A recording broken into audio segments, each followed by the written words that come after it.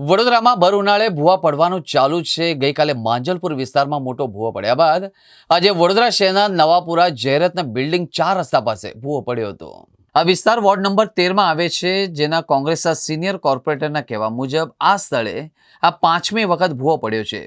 ગયા વખતે અહીં ભૂવો પડ્યો હતો ત્યારે આખી ગાડી અંદર જતી રહી હતી, એવડો મોટો ભૂવો હતો। તેમના કહેવા મુજબ ભૂવા પડ્યા બાદ રિપેરિંગની કામગીરી વખતે કોર્પોરેશનનું સુપરવિઝન હોતું નથી અને મજૂરોનો ભરોસો કામગીરી કરવામાં આવી રહી છે।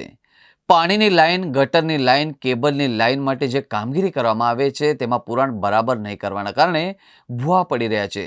હજુ ચોમાસું શરૂ થયું નથી, એ પૂર્વે જ આ પરિસ્થિતિ હોય તો પછી વરસાદની સિઝનમાં શું થશે એ તો ચિંતાજનક છે।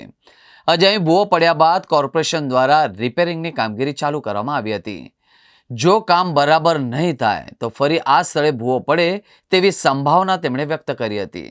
અમારા વિસ્તારમાં જયરત્ન બિલ્ડિંગ 4 રસ્તા પાસે છેલ્લા 10 મહિનાની અંદર 5મી વખત મોટો ભૂવો પડી ગયો છે।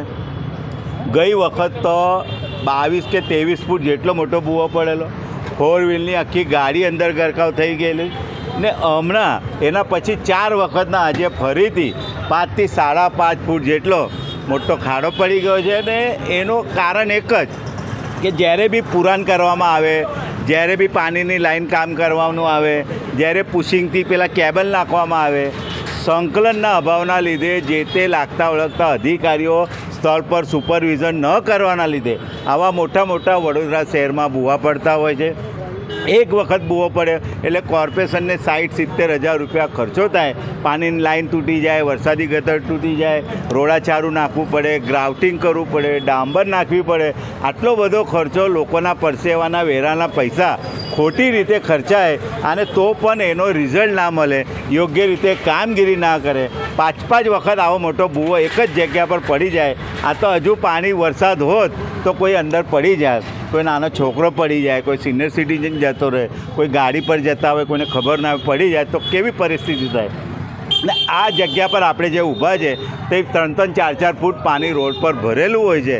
એટલે અમારી એવી માગણી છે કે આવી હલકી ગુણવત્તાવાળું કામ કરવાના લીધે આવી પરિસ્થિતિ ઊભી થઈ છે। એટલે નવા કમિશનરથીને અમારી એટલી જ માગણી છે કે સાહેબ આ અધિકારીઓનો સંકલનના અભાવના લીધે આવી વડોદરા શહેરમાં જે પરિસ્થિતિ છે, અમારા વિસ્તારમાં જે પરિસ્થિતિ છે, એટલે કામગીરી એવી કરો કે ફરી આવો ભૂવો ના પડે ને લોકોને એને શાંતિથી આવવા જવા માટે લોકોને કોઈ ચિંતા ના રહે, કોઈ પડી ના જાય, કોઈને નુકસાન ના થાય, એ તમામનું ધ્યાન રાખવું આપણી ફરજ છે, આપણી બધાની ફરજ છે। પણ જે કંઈ અધિકારીઓના ભૂલના લીધે, ઇજારદારના ભૂલના લીધે એમના પર બી કડક વલણ રાખો એવી અમારી માંગ।